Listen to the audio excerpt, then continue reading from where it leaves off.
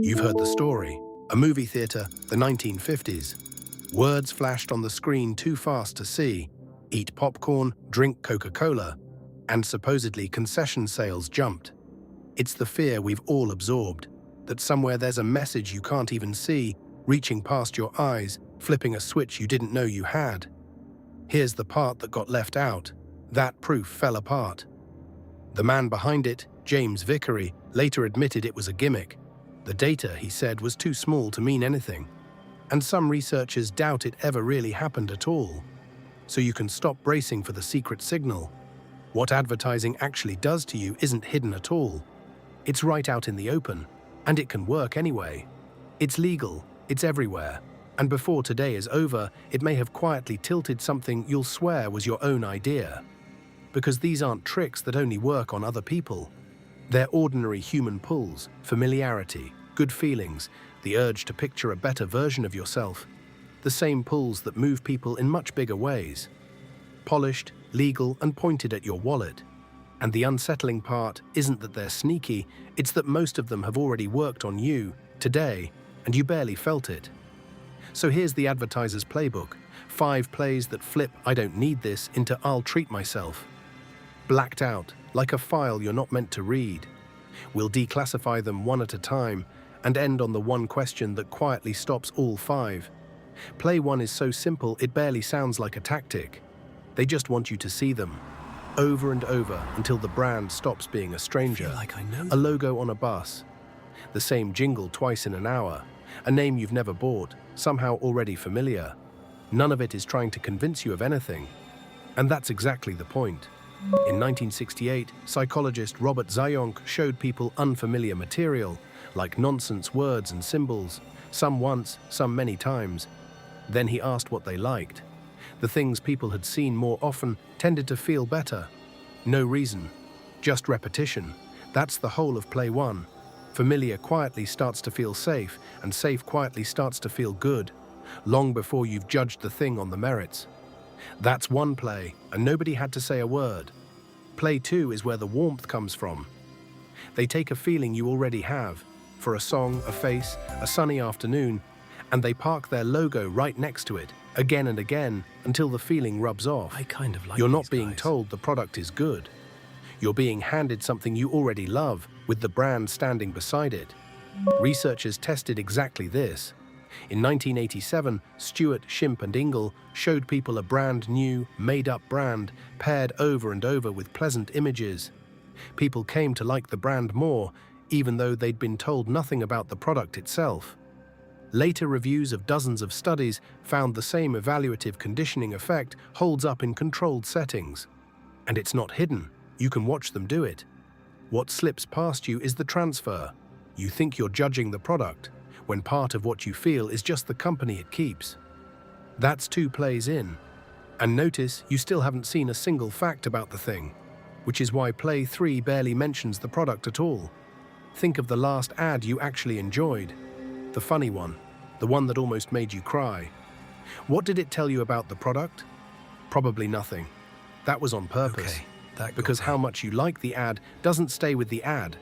It leaks onto the brand. A 1992 review by Brown and Stayman pulled together the research on this and found a clear chain. Enjoy the ad, and you tend to like the brand more, and report you're more likely to buy. The feeling you leave the ad with becomes the feeling you have about the company. So the laughing family, the cinematic sunset, the 30-second love story, none of it is wasted. It's not failing to inform you. It's doing the actual job, making you feel something and quietly addressing the bill to the logo. 3 plays in. Play 4 hands you the pen and lets you sell it to yourself. Picture it. You holding the new thing, wearing it. The first sip, the reaction from the people you'd want to react. Notice what just happened. If that picture came easily, a little bit of wanting came with it. That's the play running on you right now. And there's a catch the advertisers know. In 2005, psychologists Petrova and Cialdini found that getting people to imagine using a product boosts how much they want it, but only when the picture comes easily. Make it vivid and effortless and desire climbs. make it hard to imagine, and the same trick can actually backfire. So ads that say, "Picture yourself here," are doing more than describing. They're getting you to rehearse owning it, and the rehearsal can do part of the sale. 4 plays in, and the want is no longer just theirs. It feels like yours. By play 5, if you've started to want it, they only have to steer which one you buy. And they do it by quietly arranging the options. Pricey one's the smart So they show buy. you 3. A cheap option, a premium one, and a third, priced exactly the same as the premium, but giving you less. That third option is the decoy. Nobody's meant to pick it. Costing the same as the premium but worth less, it makes the premium look like a free upgrade. The obvious, sensible deal. Behavioral economist Dan Ariely showed this with a real magazine. 100 students, those 3 prices. Before I tell you what happened, take a guess which way it broke. With that decoy on the menu, 84% took the premium bundle, only 16% the cheap one. Then he deleted the decoy, same 2 real choices left, and it flipped. 68% now chose cheap. A worthless option no one even picked had quietly moved most of the room. Nobody added a fact, nobody twisted your arm. The decoy just made one option look unbeatable, and you chose it yourself. That's the 5th play, the one that hides inside the word rational. And those are the 5. Look back at them and notice not one is the hidden signal you were afraid of, being shown them until they feel familiar. A feeling borrowed and stuck to a logo. An ad that sells a mood, not a fact. A daydream of owning it. A menu arranged so their pick feels like yours. Everyone is a normal human pull, just aimed and stacked and pointed at one wallet. Let me step out of the research for a second. If part of you is feeling a little uneasy about how much of this already works on you, that's a completely fair reaction. You're just running completely normal human wiring against people who get paid full-time to study it. Anyone would feel the pull, and noticing it, like you're doing right now, isn't the whole defense, but it's most of it. Hold on to that. Now let me step back in. Because here's the one question that slows most of this down, and it's not, is this a scam? Most advertising is not a scam. The question is quieter, did I want this before the ad?